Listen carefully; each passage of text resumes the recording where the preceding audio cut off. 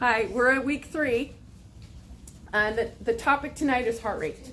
Using heart rate and effort as your exercise guidelines.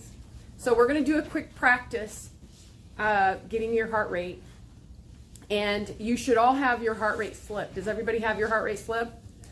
And I want to reiterate, don't lose it. In the past, sometimes I've seen it on the sidewalk out there. It's got your name and your birth date on it. That was necessary to be put in the formula for 100 plus people. So all due respect to personal confidentiality, hang on to it. Thank you. So everybody get your heart rate right now, whether it's your carotid artery here or your wrist. If you do it on your wrist, a nurse taught me this one time, tap a little bit right there. Okay, so get your heart rate. I'm going to give you a 6-second count. Oh, does everybody have their phones turned on? Okay, ready? Start.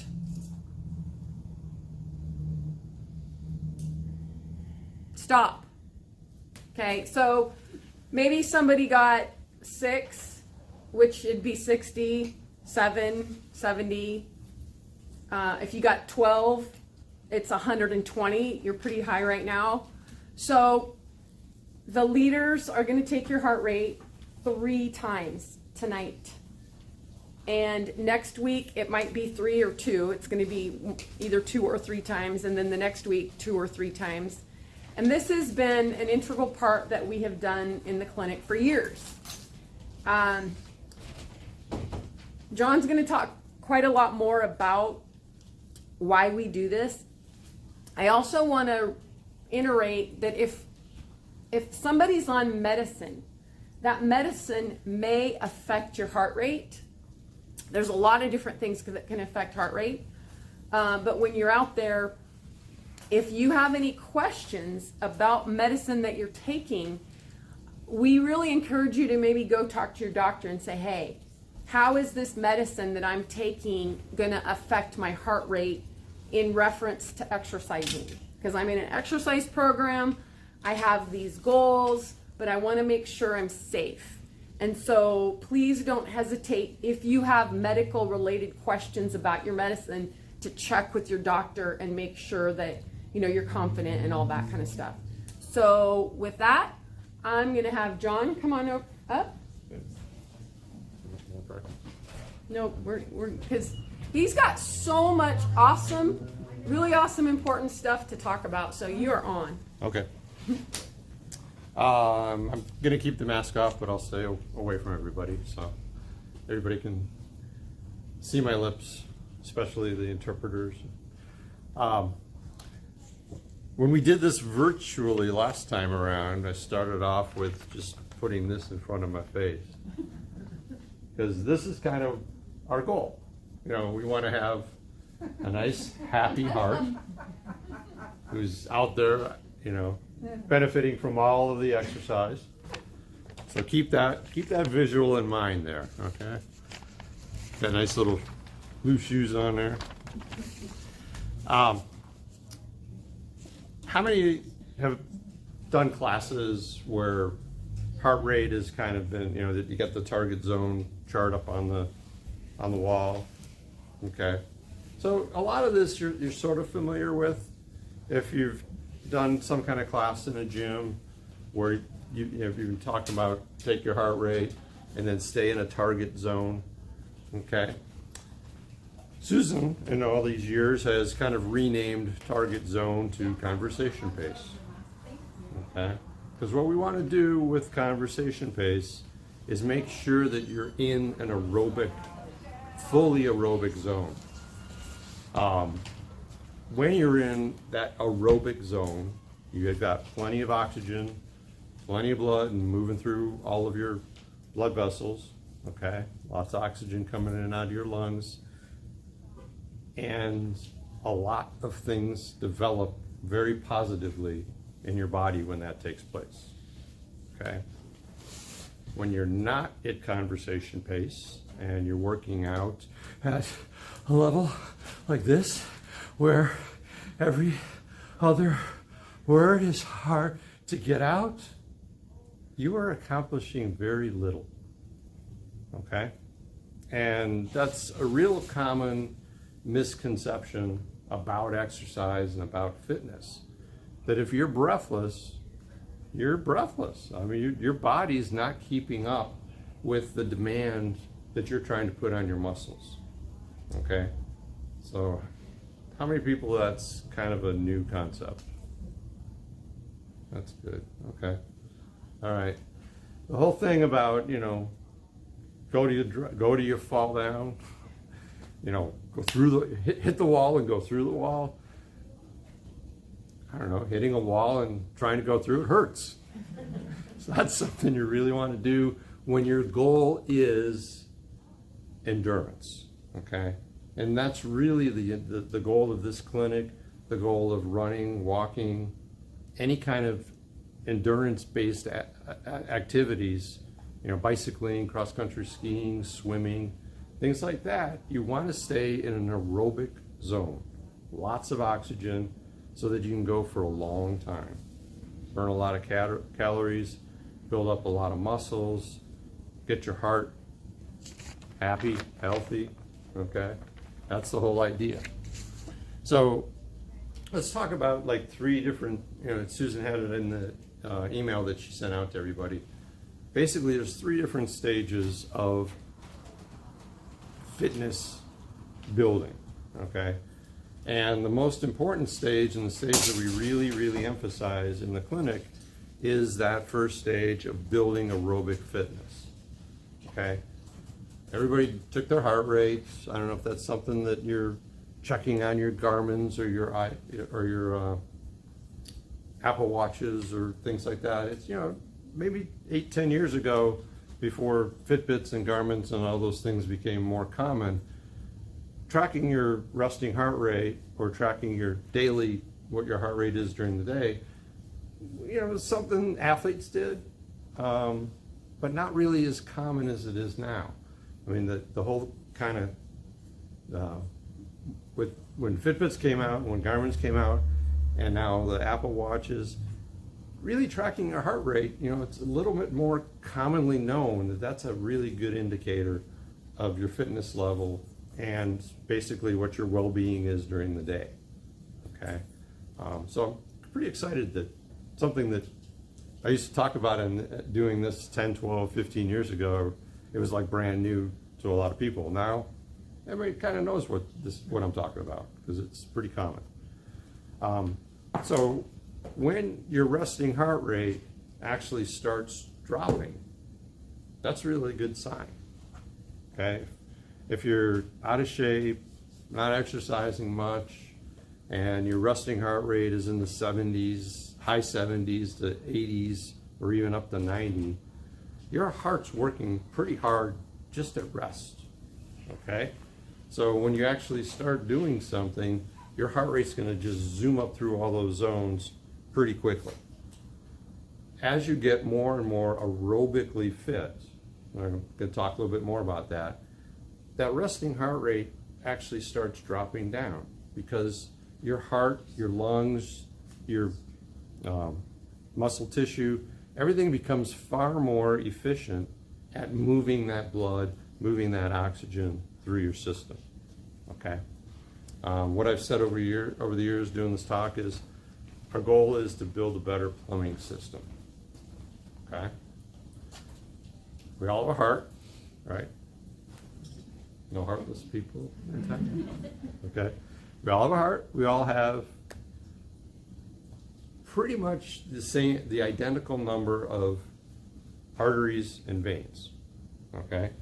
So blood pumps out of the heart, goes through the arteries, out to your organs, out to your brain, out to your working muscles, and then blood returns to your heart and lungs to get cleansed through veins. Okay, pretty much, like I said, most people have the identical amount of arteries and identical amount of veins. What we can change with aerobic fitness is the exchange points between arteries and veins. So if you think you know, one-way traffic, one-way commercial is the arteries, one-way liberty are the veins, okay? Can't go one way or the other, but you need the intersections to turn around and go the opposite direction, okay?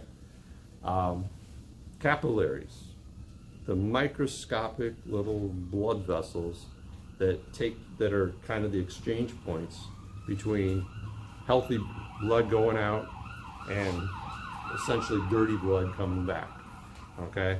From working muscle cells, from your liver, from your stomach, from all of your organs, all that blood being circulated, you know, the circulatory system.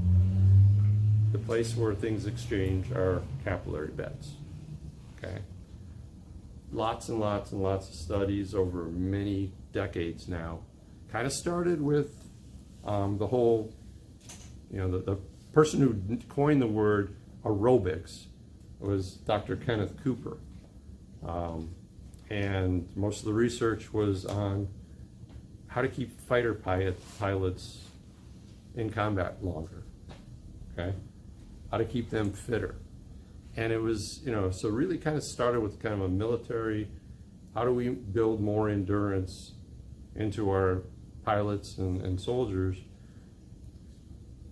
that all of a sudden, looking at that data in the 50s, 60s, and early 70s, a lot of endurance athletes, especially marathoners, and long distance cyclists, like, you know, the Tour de France kind of guys and gals, they started looking at the same research and like, wow, if we don't work super hard all the time, doing nothing except exhausting our bodies, we can have way more endurance and we can be out there a whole lot longer. And by being out there a whole lot longer, build stronger muscles, build stronger tendons, really make sure that the joints are in really good shape, okay? So the benefits of actually staying aerobic really started getting anecdotally noted in the 60s and early 70s, and then really researched through the 60s, 70s, 80s, 90s. Where now, really in any kind of endurance-based sport, long, easy workouts, long, easy distance, whether it's swimming or running or walking, getting those easy workouts in is a core piece, a foundational piece of how you work out. And that's pretty much how everybody does it now. Where in the 50s and 60s, it was, if you want to run a mile fast, run a mile fast. And then go run another mile really fast. And then go run another mile really fast. And then lay on the grass, gasping for air, and hope you don't have to do it tomorrow, okay? The records didn't change very much. But once everybody started doing more aerobic building, aerobic capacity training, records started dropping in swimming, in cycling, in running, in anything that was really endurance-based, okay? So that endurance, that aerobic, building the aerobic capacity, building that better plumbing system, okay? Getting your heart to pump the blood out, build capillary beds, to get the blood back. That's really what the first 6-8 weeks of this clinic is all about. That's what conversation is about.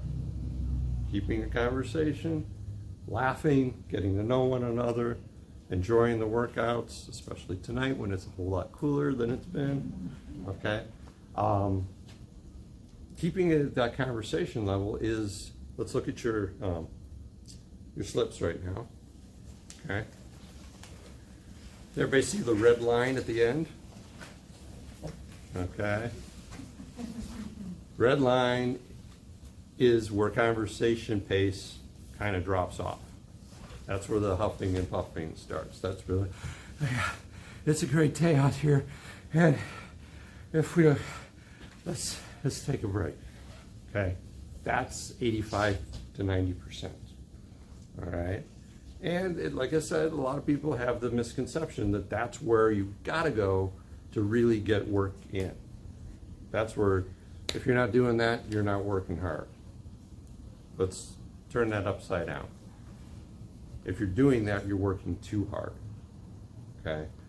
Like Susan likes to say, it makes you feel like yuck. Okay? The second part of aerobic, of building a fitness base, is actually building muscles. Okay? If you go to the gym and you get a trainer, or you decide, hey, you know what, I know what I'm doing, I'm going to do this on my own. I'm just going to go over, grab those weights, and just do as many curls as I can, as many lifts as I can, and you get to a point where you can't even reach up and wash your hair, okay, because your arms are so tired. All right, that's overdoing it. That's not having any aerobic level of your workout. You're just pushing your muscles as hard as they can go for as long as they can go. You're pushing them to exhaustion. When you do workouts like that, it takes days for your muscles to actually recover. Okay, you build up a lot of lactic acid, things like that, and it takes a while to flush all that through. When you stay completely aerobic, everything's getting flushed through as you're working. Okay, so what happens is your muscle cells, they're getting fed, they're getting blood, they're getting oxygen, they're getting the nutrients that run around in your blood. Okay, any excuse me, damaged muscle cells, and that's what happens during exercise, those are getting washed out because you've built this better plumbing system with more capillaries, okay, to clean things out. So your muscles actually start trimming, leaning out, trimming down, okay? You start burning more and more of the fat stored in the muscle cells, and you actually start toning up your muscles. You really start noticing that, okay? That's that second stage. And that takes another 8 to 12 to 16 weeks. So if we look at the clinic, it's 12 weeks long, and we're saying the first 6 to 8 weeks we're working totally on aerobic. It's only towards the end of the clinic that we're actually starting to really build that muscle, okay? And then Susan made this sign up. She says this word a lot, right? Consistency, okay? Consistency is what gets you through that first stage, gets you through that second stage where your muscles start getting stronger, okay? The third stage is actually musculoskeletal fitness, okay? When you overdo it, whether it's doing yard work or going on a hike or cleaning or taking the family to Disney World or Disneyland or something, what hurts the next day? It's your joints, right? Your knees, your ankles, your hips. Okay, if you overdo it in the yard or overdo it in the gym, it's your elbows, it's your shoulders. So at every major joint in our body, the tendons, the ligaments, the connective tissue, the cartilage, that doesn't get as much blood, okay? Your muscles get tons of blood flow. Your organs, they grab most of the blood flow, especially your brain, okay? Your tendons, your ligaments, your connective tissues at the joints don't get as much, okay? But through building aerobically, taking your time through those first 6 to 8 weeks, then building the strength in your muscles for the next 8 to 12 weeks, then the tendons, the ligaments, the cartilages, the joint health really starts increasing rapidly because you've got all this blood, all this oxygen, all this good stuff running through your body, running through your highly developed plumbing system, okay? All making sense? So the heart rate slips, and Susan mentioned this, if you are like taking beta blockers or something that's deliberately keeping your heart rate down, those numbers may not play out 100% true for you, but the numbers that are on there are basically 220 minus your age, divided or multiplied by the percentage that's on there. Same kind of charts that you see in the gyms with the target zones. Our goal is that your warm-up phase, you're kind of in that 55 to 65% range, warming your body up, getting, a purposeful warm-up, like Susan says all the time. And then the workout stage in the middle where you're picking up the pace, whether it's walking or running, that middle part, you want to stay kind of in the 65 to 75, and maybe towards the end of that middle session, get up closer to the 80, okay? What you're gonna find when you're not as fit and you're just kind of building into this for the first time, you're gonna shoot through that zone really fast, okay? You're gonna go from 60 to 85 pretty quickly. So that's where the leaders, the conversation pace, you guys keeping an eye on one another. If you're moving along and having a great conversation, and then the person who's next to you can't really answer any of the questions, then it's best that you both slow down a little bit and keep the conversation going. Because it's, everybody comes in at a different fitness level, and it's kind of that unawareness sometimes of you're pushing somebody who's really trying to keep up. And if you want them to come back next week, don't leave them in the dust, okay? Work together on this kind of thing. And that's what the success of the women's clinic has been over all these years, is that camaraderie, the conversation pace, the getting to know one another, and getting the work in at the same time. Okay, so that's always going to be our goal here. Other thing I wanted to bring up is in terms of recovery. So on days that you overdo it, and this, I get to the stage again in a couple of weeks when we talk about injury prevention, but kind of keep this in mind between now and that talk, that if you overdo it and you feel like you're a little more fatigued after a workout, or the way the weather's been, the last week and a half, 2 weeks, when we see high 90s and 100 degrees, that's just going to drain you, okay? Also, if you're in an air-conditioned house, an air-conditioned car, an air-conditioned office, an air-conditioned school, and then you go outside, guess how air conditioning works?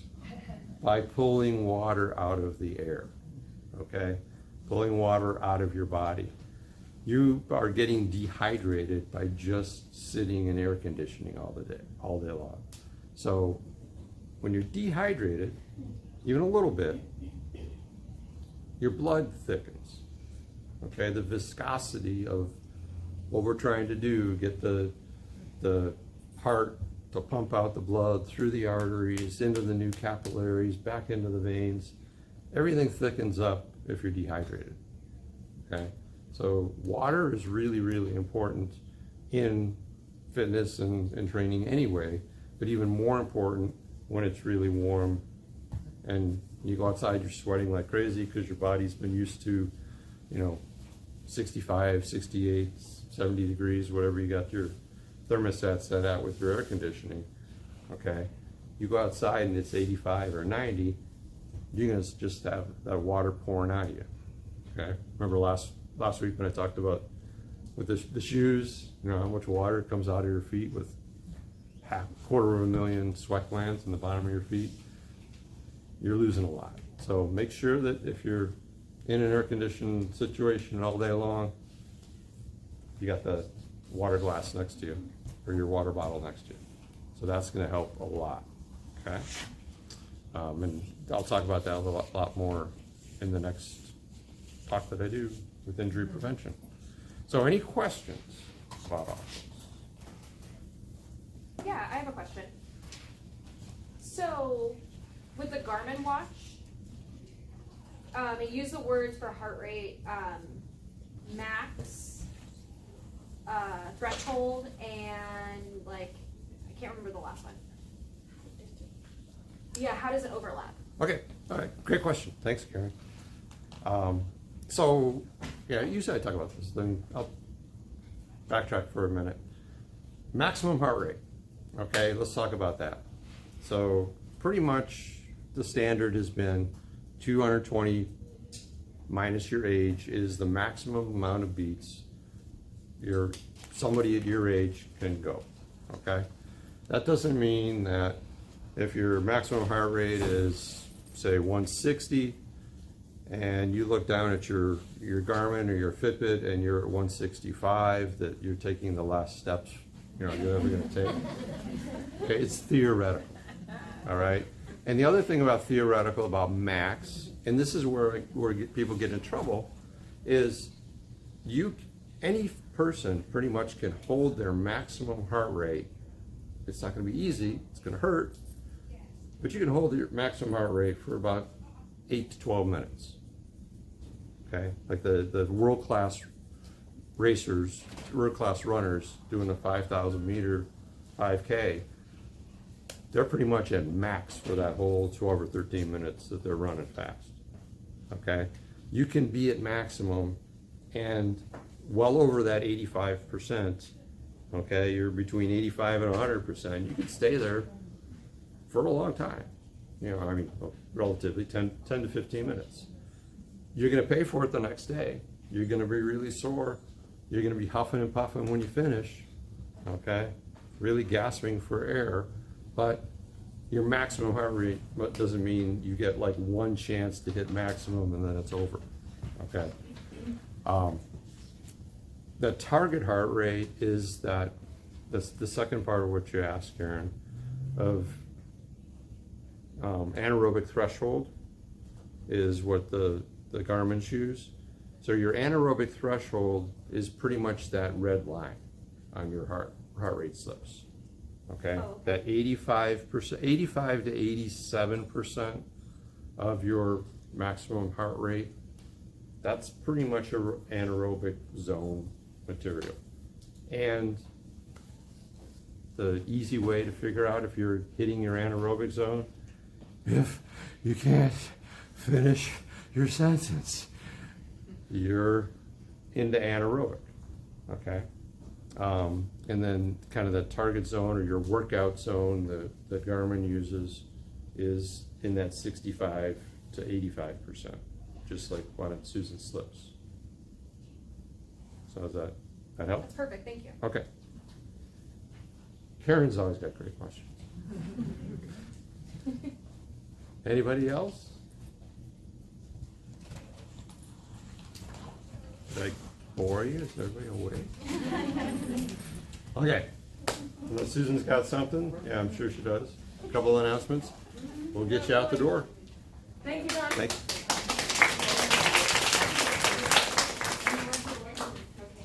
Okay, so the leaders are going to stop you 3 times.